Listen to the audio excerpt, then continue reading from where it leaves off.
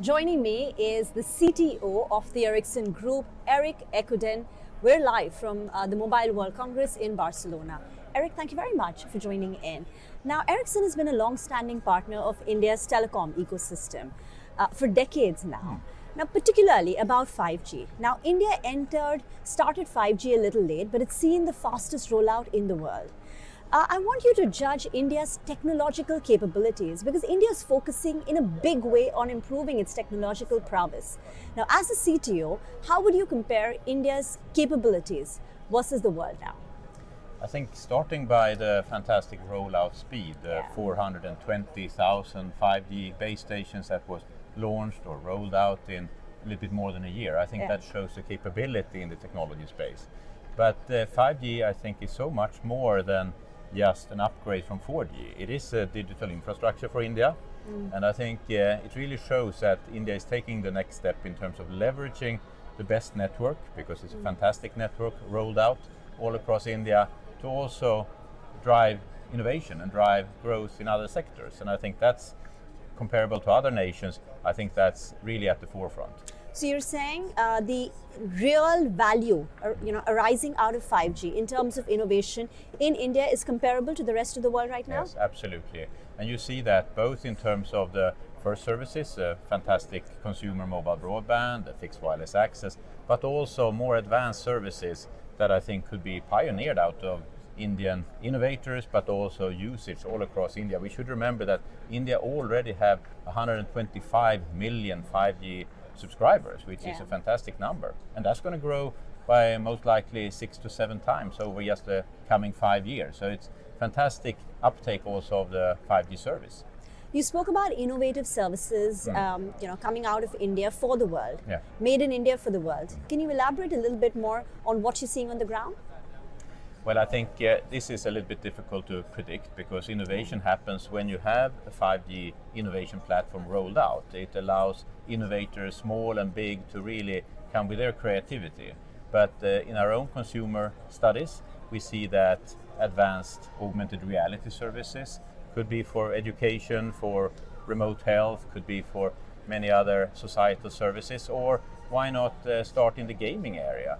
Mobile gaming is big, of course, but when you take that to the next level with immersive experiences, I think that clearly has world appeal. So there are lots of areas where I see innovation really coming out of India in these areas.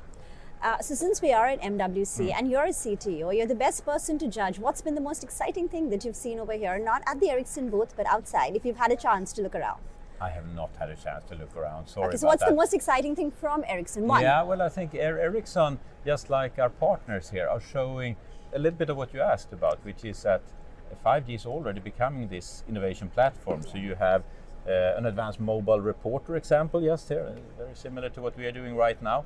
You don't want to have lots of cables. You don't want to have an advanced satellite truck to be able to be a high quality professional mobile reporter somewhere in the world. So here we're showing together with Sony, professional cameras, 5G connected, how you also get much better performance by tapping into the network through open network APIs. And that gives you really guaranteed service, fantastic experience both for the reporter as well as, of course, for all the viewers.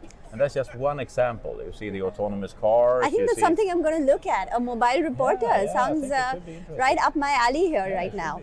Okay, so what about consumers paying for 5G in India at least? And I don't have the experience of the world, but in India at least, people are using more of 5G services. The data offtake has gone up, but you're still paying the same amount as 4G. Globally, what's happening? Are telcos able to charge more for 5G services? I think you see a little bit of an uptick in terms of revenues, and that comes on the back of a better user experience. So these services are more valuable to consumers and they are willing to pay a little bit more. But the reason I also mentioned some of these other areas in the mobile gaming space or in the advanced immersive experience is that there are research clearly show that there is an interest, in fact, the willingness to pay more for getting more. And I think that is also showing the trajectory of the whole industry, that we're now opening networks, we're making them more easy to use, more programmable, and that means that you can launch services that are really high quality, which wasn't really the case in the 4G era. So now you can start to offer segmentation, and I think that's for the industry really important because you can address so many more needs. Sure. It's not just consumers and mobile broadband, it's enterprises, small medium businesses, home users. Think of public sector where you have advanced services through police cars and ambulances and fire trucks. All of those of course need much more performance. So this shows that the network can actually handle so many more needs just because you have inbuilt programmability in 5G. Erik, this has been a great conversation. Thank you very much for joining in, and I hope you do get the chance to look around. I will try to do that. Thank you so much. Thank you very much.